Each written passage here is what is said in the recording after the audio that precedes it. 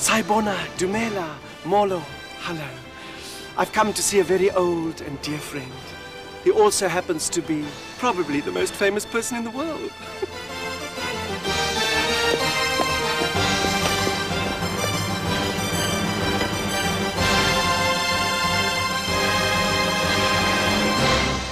Mr. President, everyone in the world wants to spend time with you, and here you are with me. I must thank you. It's a wonderful honor to be back here in Teenhuis. I look around this room and I see some of the things that I helped create. Mrs. Botha and I looked after the curtains in the old days. Do you enjoy being in Teenhuis? Yes, I do, because it gives one the opportunity to make a humble contribution towards the national debate that is going on in the country. And yes, it's a wonderful experience. We were very scared in the old days, as you probably remember. Afrikaners like me were frightened that when black South Africans would take control of South Africa, all the old symbols, the old paintings, the old stinkwood furniture would be removed, and we're so happy to see that everything is still here. Minorities are entitled to be concerned about the type of changes that have taken place in our country. The task of the government and the ANC leadership would be to assure the whites that change would not mean a reversal of the position where blacks will now oppress the white minority and the other minorities. And I think that we're succeeding in addressing their fears. And the Afrikaners themselves have played a very important contribution towards normalizing the situation. President de Klerk and other prominent Afrikaners like Constant Viljoen, they have done very well indeed in ensuring that all of us come together to join hands and to pledge this common loyalty to our common country. Well, and you yourself have played a tremendous role. President Mandela, thank you. I appreciate that, especially coming from you here in this wonderful place. Did you meet President P.V. Botha in this room? Yes, for the first I met him in the room where I am. In your office? Yes, in my office. What was that experience I'll show you. It was an experience, which shook me from top to bottom, because I had expected that he would behave in the way in which his image has always been projected, that he would lecture to me and pointing a finger. But it was one of the most pleasant interviews I've heard. He welcomed me with a broad smile, and he served tea for me, and it really was a wonderful meeting. Did you have cook sisters with your tea? Well, because I sent cook sisters especially for you that day. Well, I hope you on got that some. day they were not there, but cook sisters, they say, are my favorite. Are your favorites? In fact, when I reached Johannesburg in 1941, I saw cook sisters for the first time. And at that time I was getting £2 a month, but I used to reserve 10 shillings. So that every weekend I could have cook sisters. Well, I shall make it a point of sending you cook sisters once a month. Oh, very good. First class. Mr. President, I see the beautiful garden here at Teenhuis is still exquisite and so special. Do you have a chance to, as in the old days I read in your biography, you wore a straw hat at Paulsmoor and worked in the garden. Do you have a chance to enjoy yourself here? Well, that is one of the things I regret very much. Because in prison, I could sit down at the end of the day and think, do nothing else but think. And I was able, therefore, to see myself in a different light and to be able to correct the mistakes, at least to have a plan to correct the mistakes we committed in the course of our work. And the other thing that I liked very much was gardening, to create something new. And I loved it very much. I spent at least 2 hours a day in gardening. I have no time for that now. Oh, what a shame. I don't even have the time to think. I have to move from one meeting to the other. And by the time I go back home, either at 10 o'clock, sometimes at 12 o'clock, and even after, All that I have to do is just to go to bed. Where is your home, President Mandela? Where do you feel most at home? Well, Lower Hotten now is my home. Yeah. In fact, I wanted to stay in Lower Hotten and travel every day to Pretoria.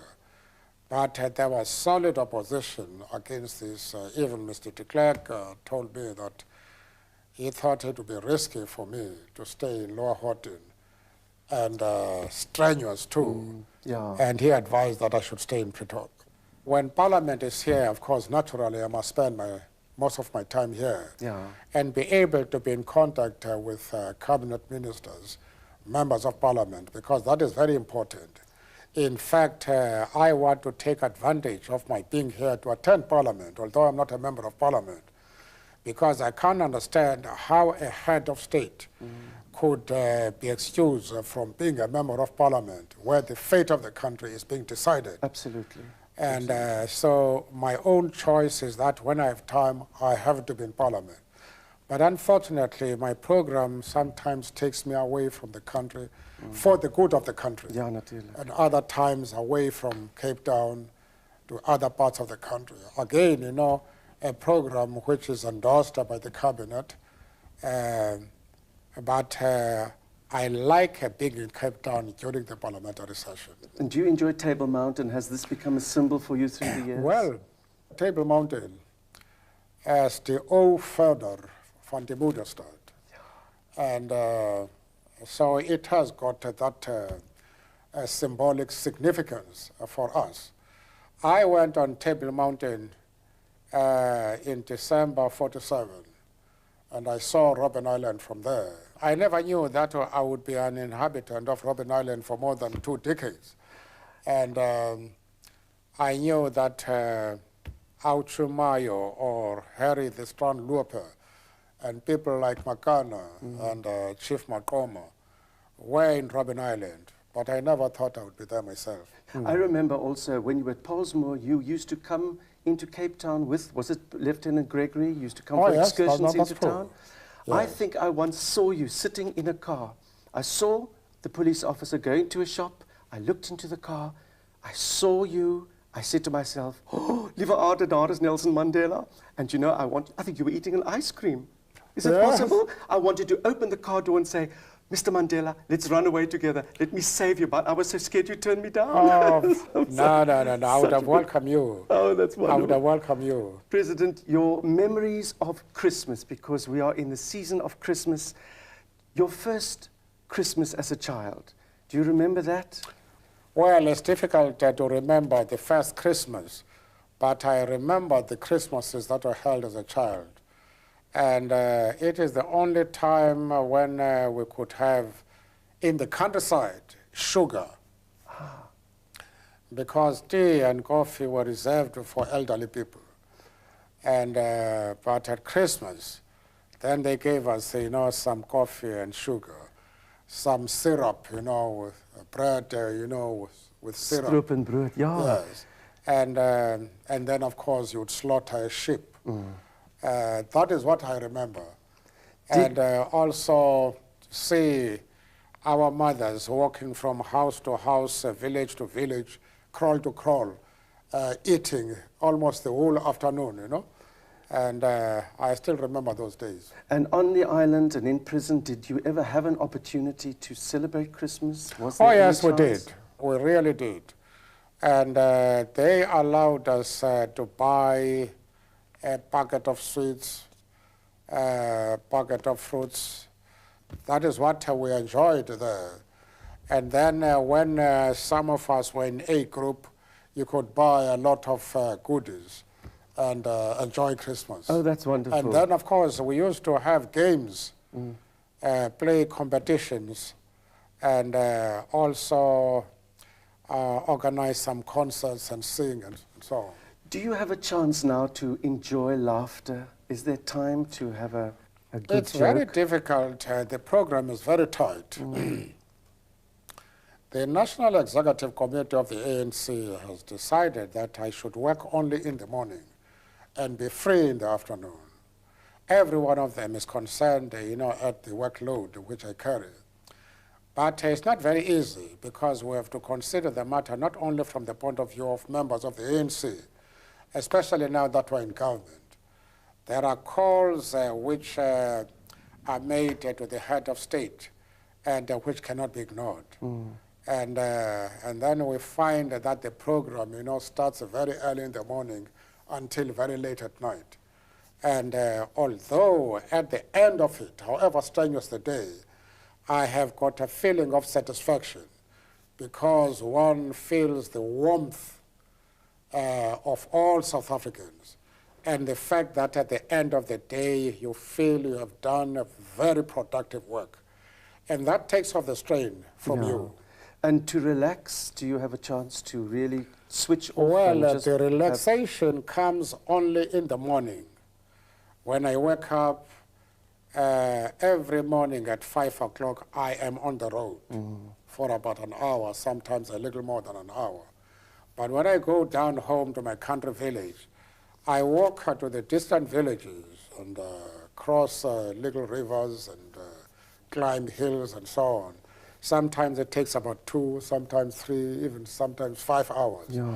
And of just walking and talking to the people in the villages. Is this the village where you in fact built a house Yes. which was designed according to the house you had at the Vic Vista? Absolutely. This is a wonderful. Could you explain to me why you chose that design? Well, I stayed in that house from 1988 to 1990.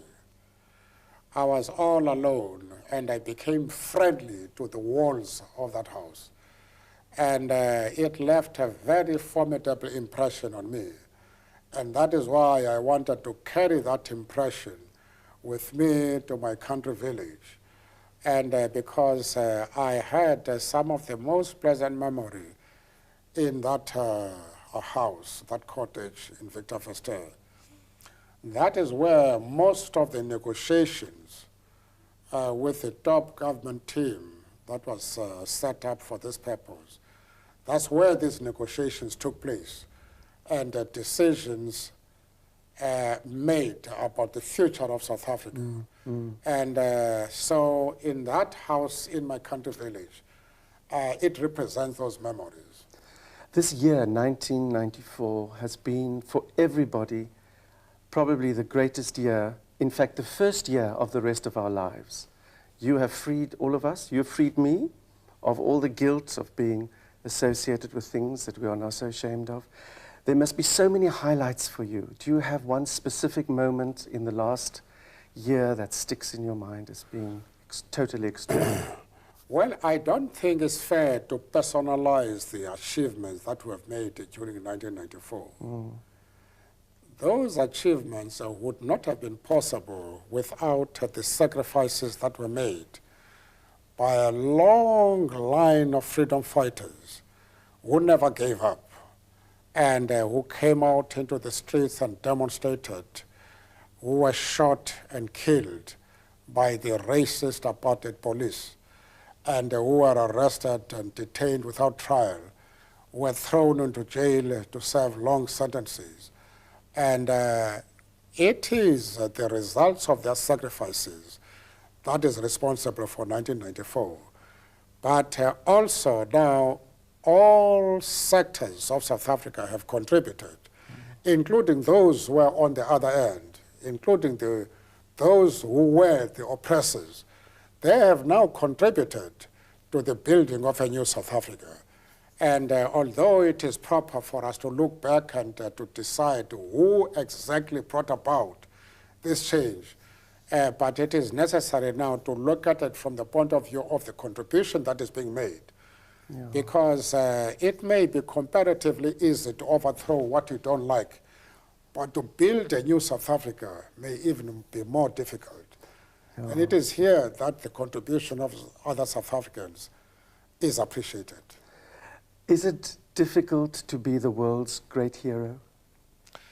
I don't spend much time on that because the world has many heroes. I myself have many heroes, and my heroes are men and women who have chosen to bring about happiness into the heart of everybody, whatever his background, whatever his race. And I am heartened by the fact that we are rich in such men and women in our own country. Your inspirations for you, who were they? Well, it's not very easy to say that, because we are an organization which believes in a collective leadership. And it is the collective effort of all South Africans, of all human beings, that is important, not really an individual. There are many people I admire for their courage, for their vision, for their foresight. And in this country, one man who had that vision was Minister Kobe Kutse. Because at a time when no member of the National Party wanted to hear about the ANC, that was the man who was working systematically with me to make it possible for the ANC and the government to sit down and to talk. And I have immense respect for that man. But of course, it would not be correct to say this is my hero, because I have had heroes from my own organization. It's difficult to single out one of them and to say, well, this was my greatest hero. That's very difficult. Well, I'm very easy to say that you are definitely my greatest hero. Well, that is mutual, because you are my hero. Thank you, President Mandela. Tell me about the wonderful things you wear. I have to congratulate you for not wearing always the suits and the ties that the old Broederbond used to make so famous in the old days. Do you have a certain style? Do you have somebody who designs your lovely shirts? No, actually, you know, I just accept what I get. There is not a single article which I wear which I have bought. Ach, nee. And all these are presents. And I just appreciate, you know, the hospitality of people who make it possible for me to have some little bit of variety. That's wonderful. Yes. You have said that men shouldn't be ashamed of being seen in the kitchen, of looking after the children, of being partner in the home. Do you find you do your own cooking with pleasure? Do you have a chance to do that? Well, that is one of the difficult things that I miss, one of the dearest things that I miss, to sit down with your children and to listen to them, their hopes and aspirations, to answer questions, to help them to grow. I miss that a great deal. And now and again, I have the opportunity of calling them together. But of course, they are spread all over the country. And some of them, you see, they are in other parts of the world.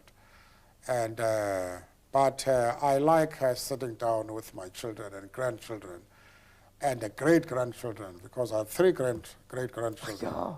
21 grandchildren. Ach, nee. Yeah, so I'm very rich, I'm wealthy. Well, I have two little grandchildren from my daughter Billy Jean, and one little grandson is called Nelson Ignatius. Oh, yes. Yeah. Oh, very good. And I would like to one day bring you bobotie. I don't know if you've ever tasted real Afrikaans bobotie. No, I have once, but I would like to have that taste again. I will make it specially for you. Very good. Well, we are now on the eve of a new year. People are having their holidays, people are sharing their families, people are watching television, looking forward to a new South Africa in 1995. Do you have a message that you would like to give to the people watching us now at this moment? It appears to me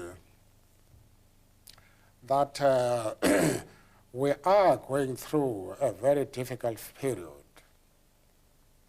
There are a lot of problems. But what encourages me is that we have the capacity to address and to solve those problems. One of the things that worries me a great deal is the position of the South African police. The lower ranks work very long hours, more than any other worker in this country. They are poorly paid for an extremely dangerous type of work. And it is my task to ensure that the problems of the police are resolved. Because as long as morale among the police is very low, it's going to be difficult for us to deal with the crime, which is worrying me. And so one of the things I'm going to discuss with the Minister of Finance, it is the position of the lower ranks of the police force. They are doing marvelous work, and that we must put them in a position where they can do their work and enjoy it, because it is worthwhile. And it cannot be worthwhile if they work under primitive conditions. The conditions under which they are working are completely unacceptable. And apart from that, I would appeal to all South Africans to join hands in the building of the new South Africa and in promoting a spirit of reconciliation. Wonderful. Mr. President, I have a present for you. I would like to give it to you right now. Because I know you have got so many things to do. I would like to show you, this is a very interesting box. It was sent to Robben Island, and they obviously you'd left. They scratched it out, Paulsmoor. Then they sent it to the Vic Verster. Then I think somebody sent it to Tynes, Cape Town, but they said return to sender. Maybe they weren't. Maybe they weren't. Well, I would like to open it for you. Thank you very much. And then you can see what it very good. Huh? That's very lovely. A special shirt to remind you of this very special occasion. Well, I hope this is very lovely indeed. I'll value this. Thank you very much. Thank you, my dear President. There is a message for you there. It says, good. For Madiba, eternally yours, Mandela Vrystaat. Very good. Very, very, very good. I want to thank you for everything you are doing for us and for being a friend to us and for inspiring us with so much love and so much affection for the future. You're welcome. You are very generous. You have done a wonderful work too, and we're proud of you. And I mean it when I say you are one of my heroes.